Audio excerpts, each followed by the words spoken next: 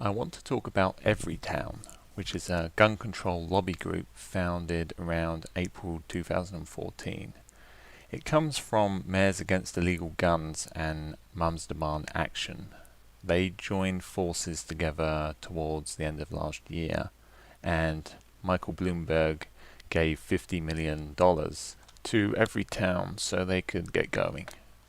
They've been having this pitch battle with Open Carry Texas because Open Carry Texas has been protesting by bringing assault rifles into restaurants like Chipotle, Sonic, Chili's, and also the supermarket Target. Basically, you can't carry a handgun openly in Texas. You can only carry a long gun, which is one of the reasons Open Carry Texas are protesting. Everytown jumped on this with pictures of people walking around with assault rifles in these stores and restaurants, and they started generating bad press for all these companies, basically pushing to ban all firearms in these places. So, Chipotle, Sonic, and Chili's have all released press statements saying they'd prefer it if customers did not bring firearms into their restaurants. However, like Starbucks, they stopped short of actually banning firearms in their restaurants. Everytown then immediately claimed victory for this. They even posted a picture of a burrito with the words "victory" written underneath, a reference to Chipotle. I've checked out each one of the restaurants. None of them have posted any signs prohibiting firearms. It's a requirement in the state I live in, Illinois, to clearly post signs at every entrance. So that doesn't seem like much of a victory to me, although it could be a different case in other states, I don't know. Maybe they have posted these signs, but they certainly have not done that here. After this victory, or rather after these companies managed to shut them up without actually doing anything, they started to aggressively campaign against Target, which was one of these other places where Open Carry Texas were carrying out protests.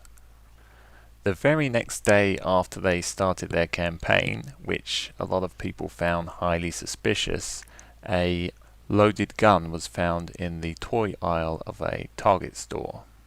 And here's a picture of the man that left the gun. They usually say don't approach people because they're armed and dangerous, but it seems like maybe he's not armed now and he's just a bit stupid. They're also planning what they call a stroller jam at their annual shareholders meeting in Dallas, which I assume means they link their strollers together and block the entrances and shout stuff at the shareholders as they come into the meeting. So I think we can safely assume that Target will at some point request that people don't bring firearms into their stores anymore. I'm willing to bet that they won't actually put signs up, however, banning firearms.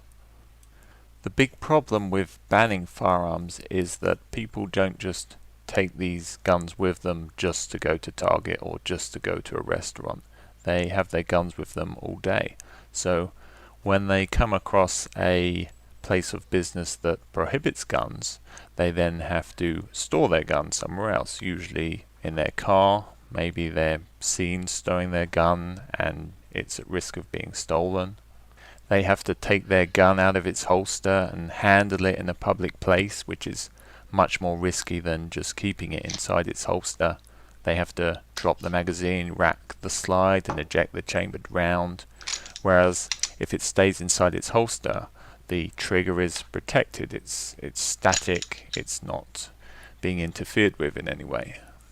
Basically, it's a recipe to increase accidental discharges in public places, which really isn't a good idea.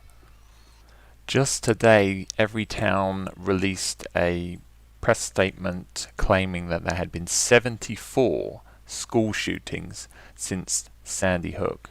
Now that figure was quickly covered and quoted by other news agencies without actually checking any of the facts. When you use a term like school shooting, it invokes images of mass shootings inside a school and people dying. However, it also includes suicides and any discharging of a gun, regardless of if it caused any injury, in or around school grounds at any time of the day. So if there was a gang shooting around the school at 3 a.m., that would be included in the statistics. And indeed, that has happened and it is included in the statistics. Their numbers are actually based on media reports rather than actual crime statistics. Reason.com did a piece today citing the Bureau of Justice Statistics about deaths at school, and that actually shows a deep decline in violent deaths at school. I'll post a link to that in the description. They also seem to be aggressively targeting assault rifles for some reason, even though in the US they only cause around 300 deaths per year. To put that into perspective, there are over 1,700 deaths caused by knives, 700 deaths caused by personal weapons, basically beating someone to death or kicking them to death, and over 500 deaths caused by blunt objects. To sum up, I'm really not sure who Everytown is trying to protect with all these suggestions. They're certainly making accidental discharges more likely in public places, which is going to be a big problem, and they seem just obsessed with weapons that aren't causing much damage at all. In the grand plan of things, there's bigger fish to fry.